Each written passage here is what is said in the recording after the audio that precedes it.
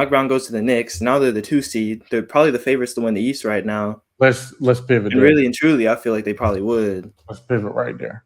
The New York Knicks remain the favorites to win the East at a 25% chance per Poly market.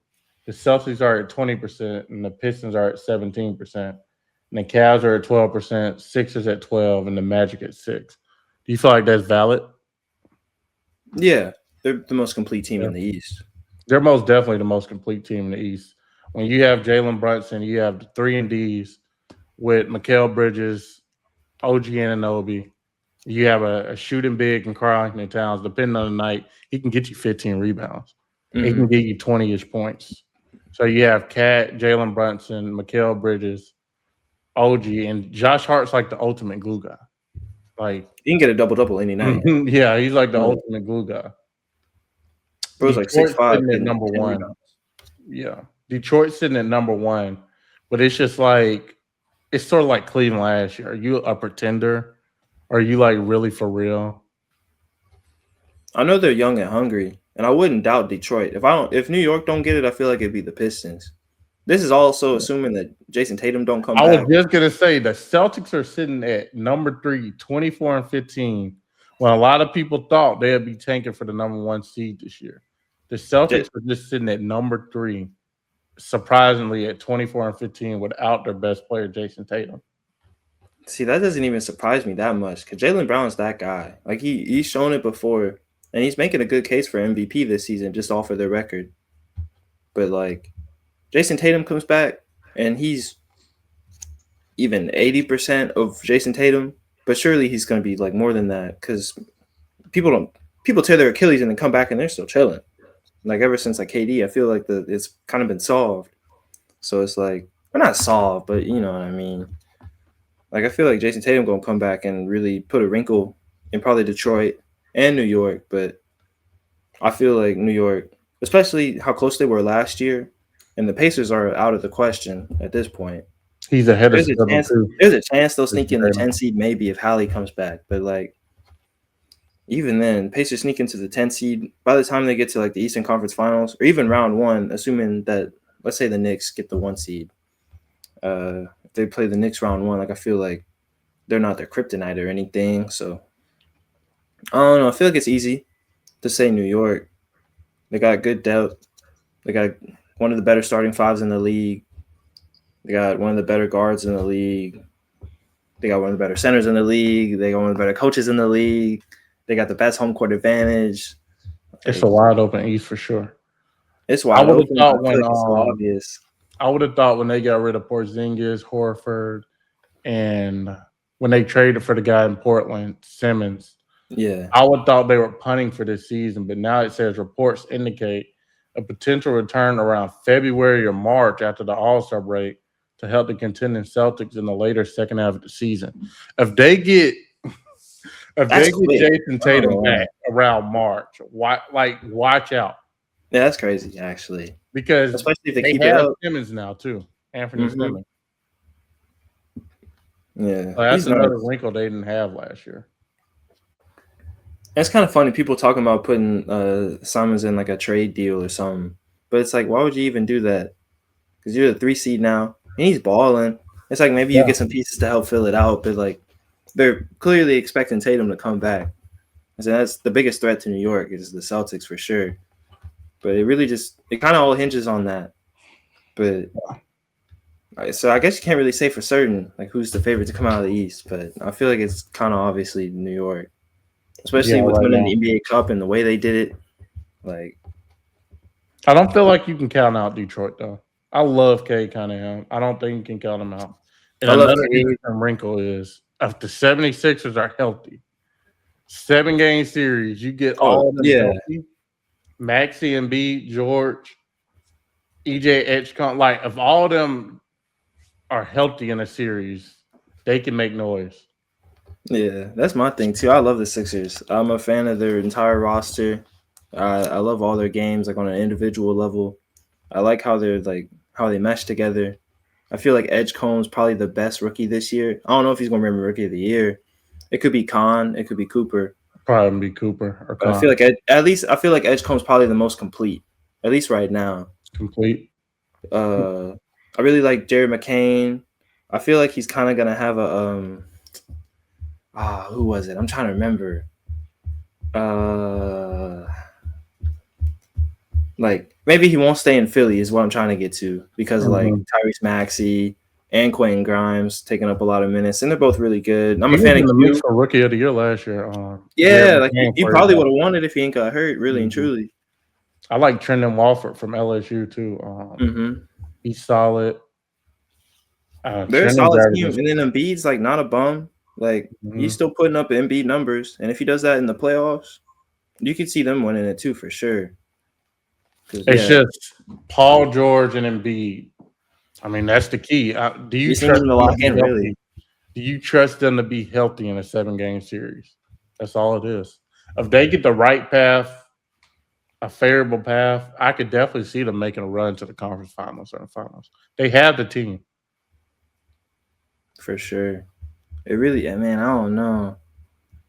It's hard to pick them between the Knicks and the Sixers now that I'm sitting on it a little bit, but I mean, I have to believe in the Knicks. I'll pick the Knicks as well. Like I have to. They've done nothing that makes me not believe in them. You know But what I you can mean? definitely make an argument For everyone the else, right? Sixers that the Sixers could compete with them. Sixers, And if the Celtics, or Celtics the are Pistons. healthy, which a Yeah, lot of people didn't think they would be this year, they thought they would punt. If the Celtics are there at the end with Tatum, and it looks like he would have a month to warm up before the playoffs. I mean, it's not like Jason Tatum would be warming up in the playoffs. He would have a month before the season right. conclude, a month and a half maybe. And he's like a MVP caliber player whenever he's healthy. Yeah. So it's like, Mm-hmm. man, that just means the playoffs are gonna be fun to watch, man. That just means I'm gonna be tapped in on everything. It's gonna be Is hype. anybody in the West going to knock off the Thunder while we got some time? I mean, yeah, I feel like the blueprint's already out. I feel like I wouldn't say exposed. I don't know if exposed is the word because they can always like come back and like patch it up, but they definitely aren't like the team that the media was trying to say that they were when they They were like tried to say 23 they're and better than 1. a 73-9 Warriors. Yeah, they was talking about like how they could beat the record and all that. And I didn't like I believed them, but it's like I feel like the media was like pushing that so hard, and then like as soon as they do that, literally as soon as they do that, They started losing. teams start figuring it out, and then they turned on them immediately, and I thought that was kind of funny. I'm gonna tell But you something though. The Spurs could have their number. they That's a definitely got it. bad They matchup for them in a 7-game series. because Wemby owns Chet, right? Denver too. And then the Spurs got like good guards that can help against their guards. I feel like OKC's probably deeper, but the Spurs are definitely like in a 7-game series. I couldn't tell you who's winning, Yeah. especially since I just saw the Spurs win 3 like against them, and I think they play them recently too. If the playoffs started today, Houston's the 7th seed. So that means they'll be in the play-in, and if they lost, they'll be the 8th seed. There's a world Houston could play OKC in the first round. That's not something OKC would want. Yeah, because I feel like if they're healthy, I feel like Houston probably Phoenix win is a that. 6th seed.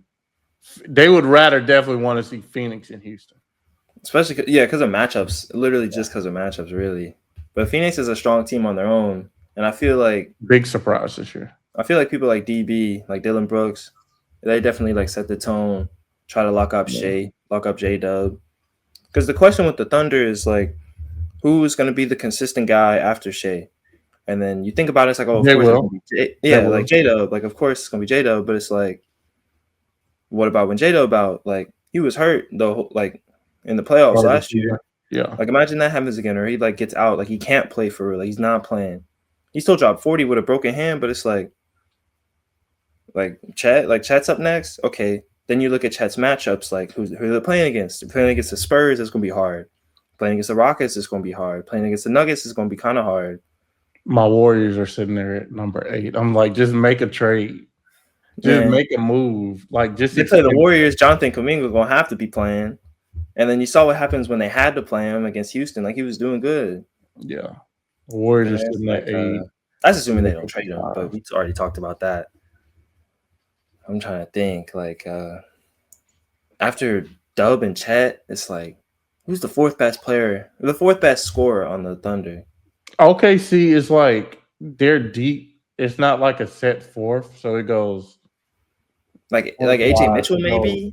It goes Shea, Chet, J. Will, and then Hartstein, Mitchell, Wiggins, Isaiah Joe, Luke Dort, Casey Wallace, Alex Caruso.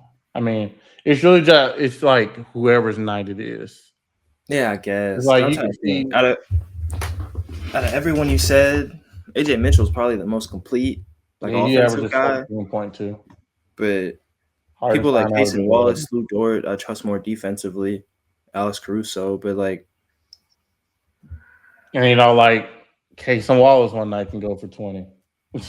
yeah, like they And got a lot of people that can go for 20, but Caruso how could many of go them could go off for more. 30? And that's fine. Wiggins, Joe, they're definitely deep. Yeah, they're definitely deep. But I mean, they definitely got threats in the West. It's not wide. The West is wide open too, especially now. Especially now that the Thunder like expose themselves a little bit. Got to hurry up and patch it real quick. But when the playoffs come around, who knows what that's going to be like? And for all you know, there's a lot of things that could happen in a basketball season. If Shea gets hurt, then what? Not that I think he will, and not that I'm wishing that on him. But if Shea gets hurt, then what? You know, like Yeah, as an MVP caliber player, like Dove's gonna have to step up, Chet's gonna have to step up, the whole team's gonna have to step up. But then it's like you get into a series against a team, then you're scared of like you're more scared of San Antonio, you're more scared of Houston, you're more scared of Denver, you're more scared of the Lakers, you're more scared of the Timberwolves, especially if they make a trade for like Ja. Like that's stuff you gotta watch out for. The East is wide open, but the West is too. I still say it's gonna be the Rockets, but I mean, I got my little biases or whatever.